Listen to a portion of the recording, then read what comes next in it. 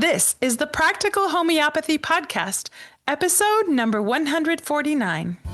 Hi, I'm Joette Calabrese, and I welcome you to our healthcare movement, yours, mine, and the countless men and women across the globe who have retaken control of their family's health with practical homeopathy. So, for the next few minutes, let's link our arms as I demystify homeopathy, what was once considered an esoteric paradigm, into an understandable, reproducible, safe, and effective healthcare solution available to all. This is the medicine you've been searching for, my unique brand of homeopathy, practical homeopathy.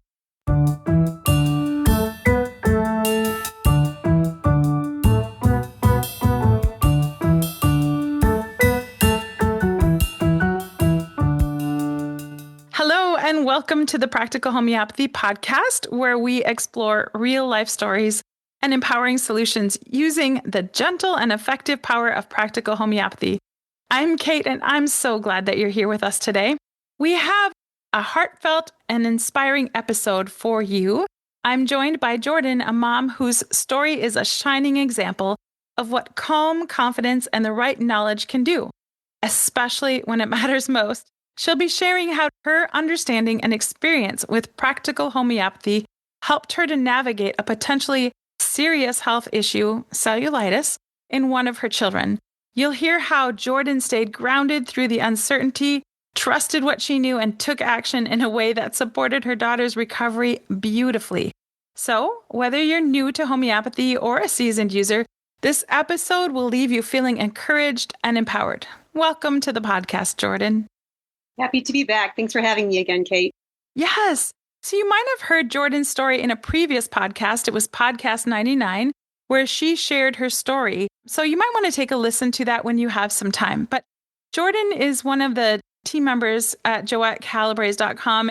She is actually an amazing writer. In fact, if you're a Mattis Plus member, you may have experienced her delightful writing. She helps with those remedy riddles we all know and love and are posted each month. If you're not a Mattis Plus member and you don't know what we're talking about, you can find that information at joetteslearningcenter.com. Check it out. It's a really great community.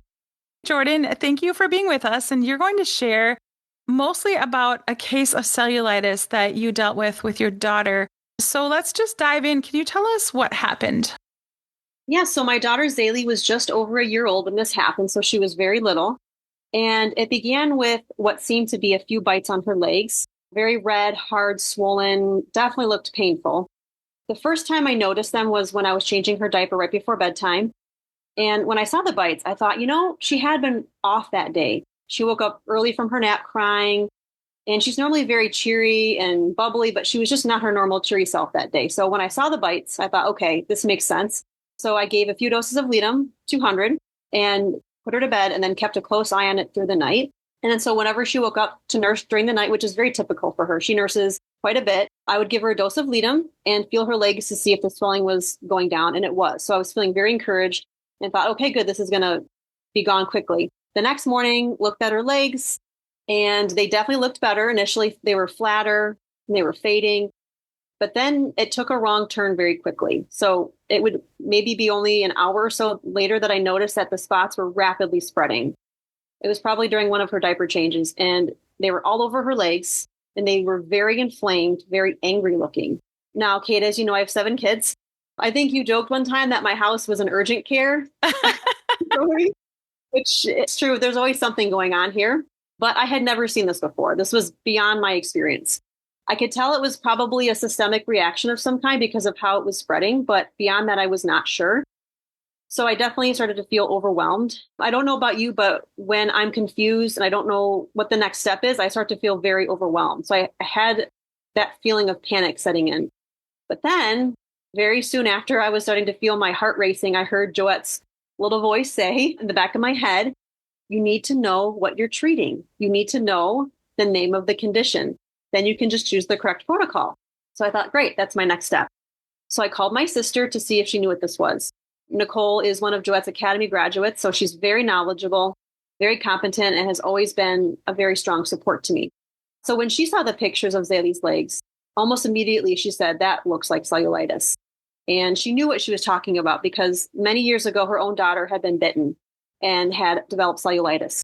So even before we were off the phone, I began giving Zaylee Hyper-Rs 200, which is the Banergy protocol for cellulitis that I had learned in the antibiotic alternative class. Okay, so let me just clarify, Jordan, that is a combination remedy of Hypericum and Arsenicum album. So for those who might not know what we were referring to. Right.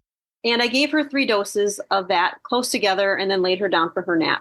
And although my sister and I felt pretty confident it was cellulitis, we both thought, wouldn't it be great if a practitioner could just confirm it for us? But I really did not want to go that route. I really did not want to go to urgent care.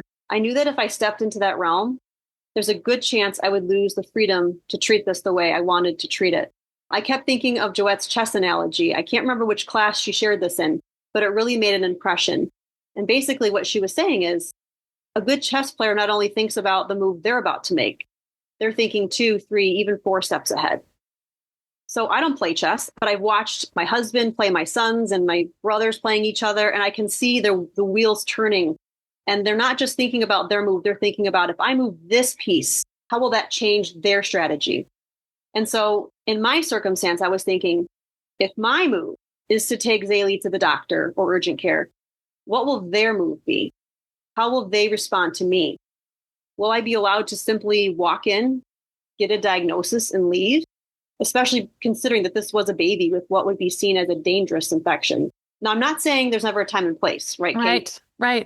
There is a time and a place. My kid breaks their bone, I'm out of my league. I need to go get that set. But that was not the case here. I had what I needed. I had the Banergy protocol and a community to back me up.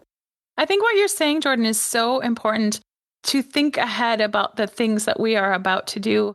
I had to do that so many times as I was caring for my mother, just thinking about, okay, I really want a diagnosis, but what comes with that? And so thankfully, I had a team of people who were very willing, including her primary care physician, to give us a diagnosis and then say, okay, so now what do you have that can help her? And if you don't have a care team like that, whether it's a physician or maybe a friend who's a nurse or even a chiropractor for some things, I think it's beneficial to find those people who can give you the information that you need, where you don't have to worry about, am I going to be chastised for not taking a medication? Right. So that's the route I took. I depended on my community. First, as I mentioned, I went to my sister. Then to confirm what we were thinking, I reached out to a few more knowledgeable friends, including you, Kate, and they all came back saying, yes, this looks like cellulitis. And one friend in particular not only confirmed that for me, she was such a support. She really stayed by my side for Nisha. Daily, she was checking in on me, sending me texts saying, how is she doing? What are you noticing? And at one point, she even sent me a chart with other medicines to consider should I need to pivot. Fortunately, I didn't. The protocol did act, but how beautiful is that she was engaged with me and she gave me that sense of, you're not alone. I'm here for you. And that's the importance of community that we talk about so much. And you've developed a community of people, Jordan, that you can rely on and that are there for you and you're there for them, which is so beautiful. Yes. And that's it. I was relying on them, but there are other times where I have a community of other people who are new to homeopathy and they're using me as that safety net.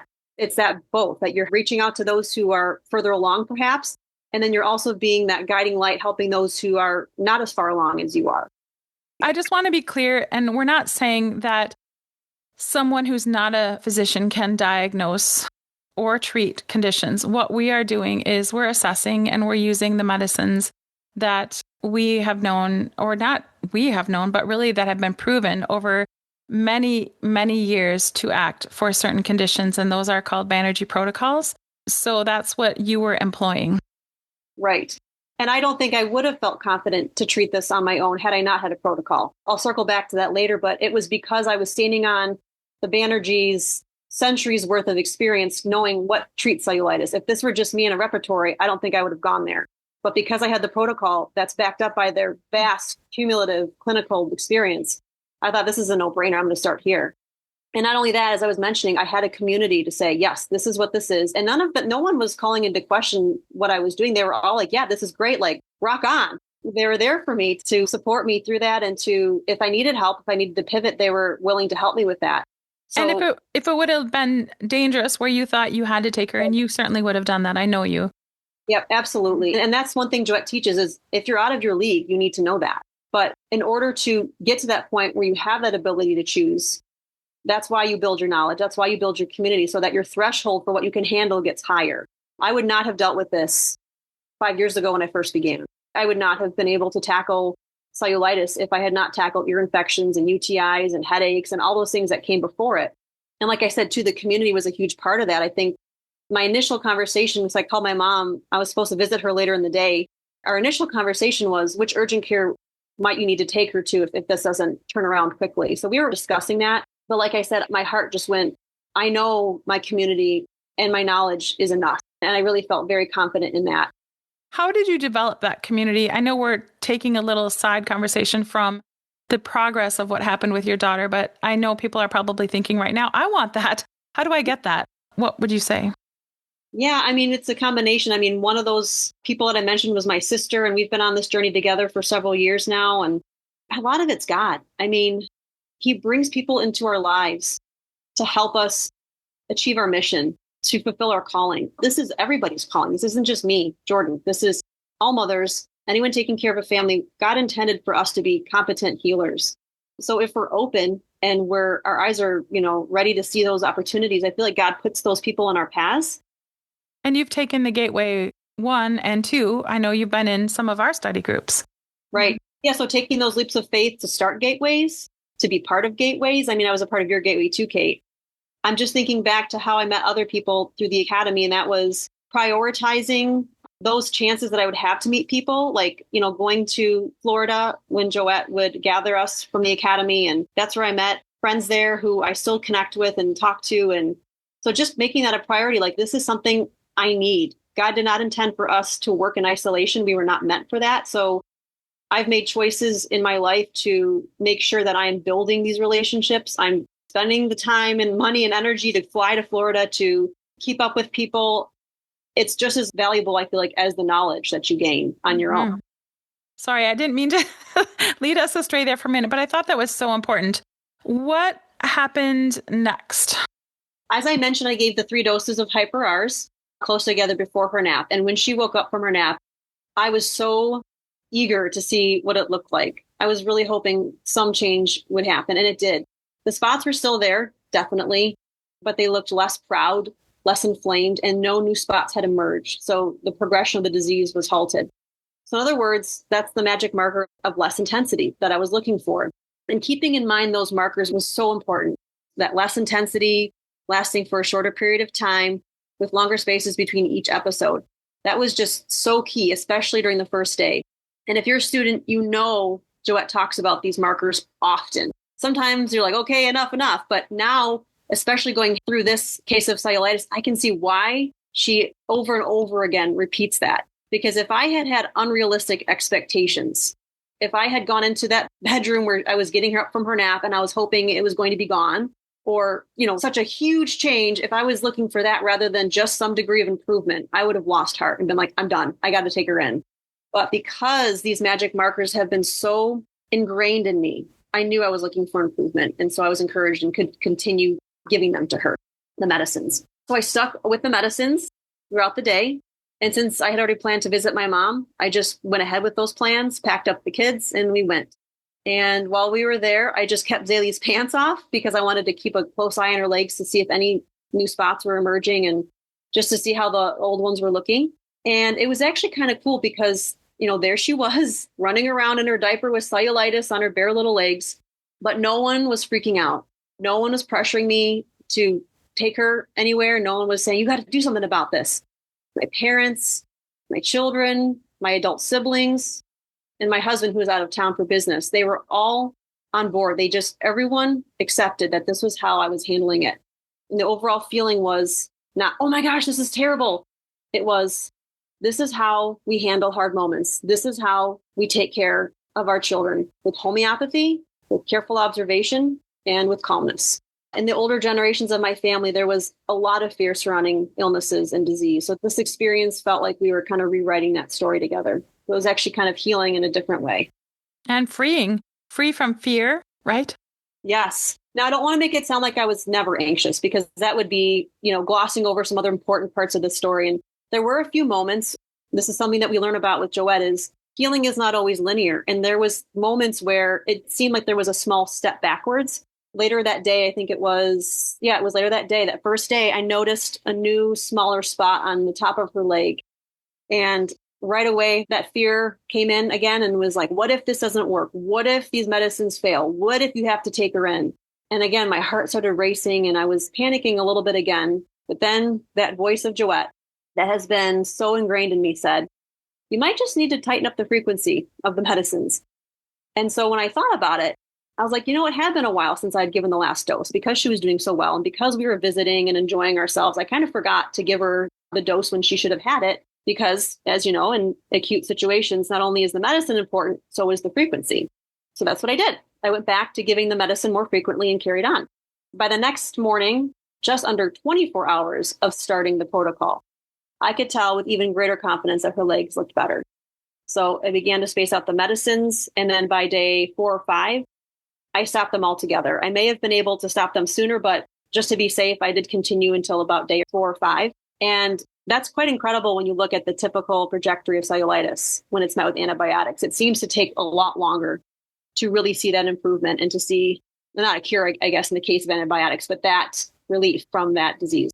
That's incredible progress with the healing and how quickly that happened. And you did stay really calm during this whole period of time. We talked, I know, at least once, and you seemed oddly calm for, such a serious condition. And so I'm just really proud of you for handling that and your confidence that I saw. And you wrote down the word freeing. And I just want to talk about that for a bit. Can we break that down as to why did you feel that this was freeing and how did that come to be?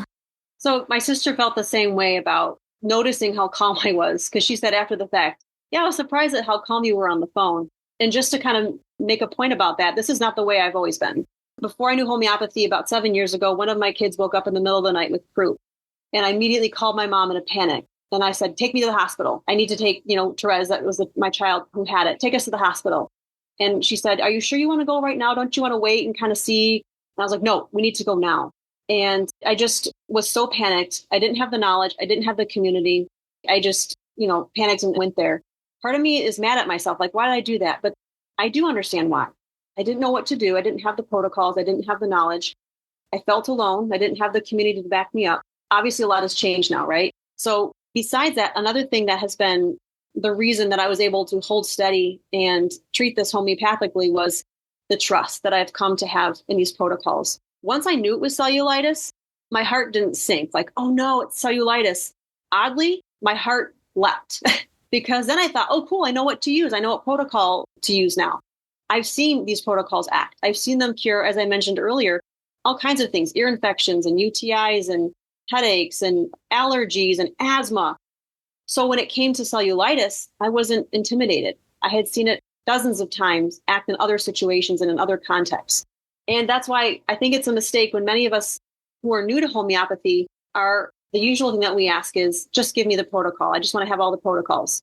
And I think wanting the protocol without wanting to learn and build your experience is like wanting the answer key to a test. Mm-hmm. Right.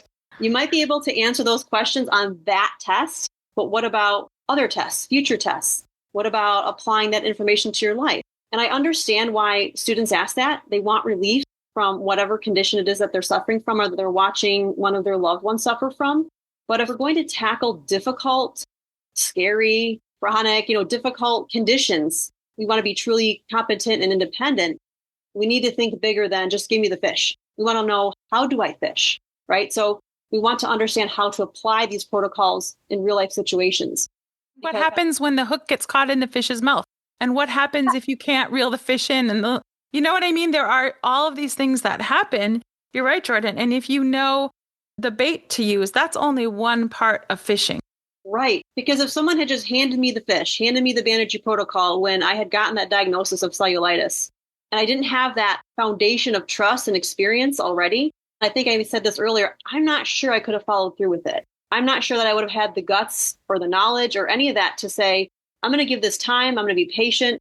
Just like with the croup, my other daughter having croup, I panicked. when I didn't know what to do.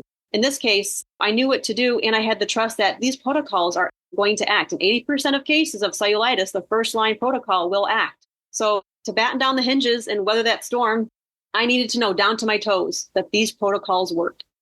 Such good information, Jordan. I hope this is helpful for those who are listening today. I know watching you throughout the years and your confidence and your knowledge grow in homeopathy has been a blessing to me, and it's very encouraging. So for those who are listening and wonder, I don't think I could do that, you can do it. It just takes time. It takes a community and the experience, as you said, and the study, because you are a student, Jordan. You are always learning. Something that I think might be worth mentioning is, how do you learn with such a large family, homeschooling your children? You're very busy. So how do you fit that into your life? The question I think we need to ask whenever we're trying to make a decision about making something a part of our lifestyle or making a change is, how important is this to me? Because when it's important enough, we will find a way. We make excuses when it's not important enough. So, for example, I've been wanting to lose weight for a long time. I've been really wanting to lose the baby weight for a while, but yet I wasn't willing to make the changes necessary to lose the weight until recently. Now it's becoming more important to me because my quality of life is being affected. And so now I'm making changes to lose the weight. So it's true with homeopathy. How important is this to you to learn? What are your goals? If your goal is to treat occasional ear infections or stomach flu, it's probably fine just to read the blog and dabble in maybe Gateway or a course. But if you want to really handle the tough situations, the high stakes situations, we need to immerse ourselves. It's like learning a language. If you want to be fluent in French, you're not just going to buy the book, How to Learn French, and just read that. You're also not probably going to take just a high school or college class. To really grasp the language so it becomes second nature to you, you have to immerse yourself in it. You're reading, listening, practicing often, perhaps even daily, or traveling to France and living among native speakers. And it's the same with homeopathy. If our goal is to treat just a few conditions, casual study is probably fine. But if we want to be fluent in homeopathy, we want to be able to take care of our families, we really need to immerse ourselves in it. And this looks different for each person. Some people are taking the academy. Others are doing it a class at a time. And my approach is every day I'm listening to something when I'm nursing the baby, or I'm preparing food for dinner, or I'm washing a floor. Whenever it's a task that doesn't require mental effort, I've got in my ear Joette talking, a class, a lecture, a podcast, something, so that every day I'm immersing myself in that world and I'm learning that language every day. Really good, Jordan. Thank you for sharing all of this. Again, it's been amazing watching you grow in your knowledge and confidence using homeopathy. What final thoughts do you have today as we end the podcast? So I was remembering a time before I had children. I had just gotten married, and I was in the bathroom looking in my mother's medicine cabinet. I'm not sure why, but I was looking in her cabinet. And I was looking at all the medicines in there. They weren't homeopathic at the time because my mom and I had not discovered that. So they were just the typical Tylenol, Benadryl, that kind of thing. And I was looking at each of them and thinking, I don't know what to do with these. I don't know how to treat my family.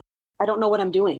And it was a terrifying, disempowering thought. And I still remember what that felt like. But I think God heard the cry of my heart, because look at what he's done. Look at the teachers, look at the community, look at the knowledge, look at the experiences, the good and the bad, that he has brought into my life. And I really don't feel like my situation is unique. I feel like this is not just for me, not just for Kate. This is for everyone, for all mothers. This is God's desire for you and your family. Well said, Jordan. Thank you so much for taking the time today to share with us. Thank you, Kate. It's been a joy. It's my honor to share many lessons on this simple method of using homeopathy for free, without affiliates or advertising, here in my podcasts, but also my blog posts and Monday Night Lives.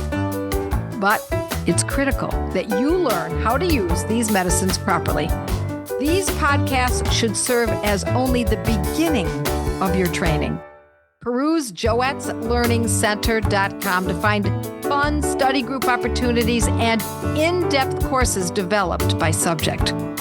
So with the proper training, you can join the thousands of students before you in developing the confidence and competence to protect the health of your family and loved ones with my brand of homeopathy, Practical Homeopathy. You just listened to a podcast from internationally acclaimed homeopath public speaker and author, the founder of the Academy of Practical Homeopathy, Joette Calabrese. Joette's podcasts are available on all your favorite podcast apps. To learn more and find out if homeopathy is a good fit for your health strategy, visit practicalhomeopathy.com.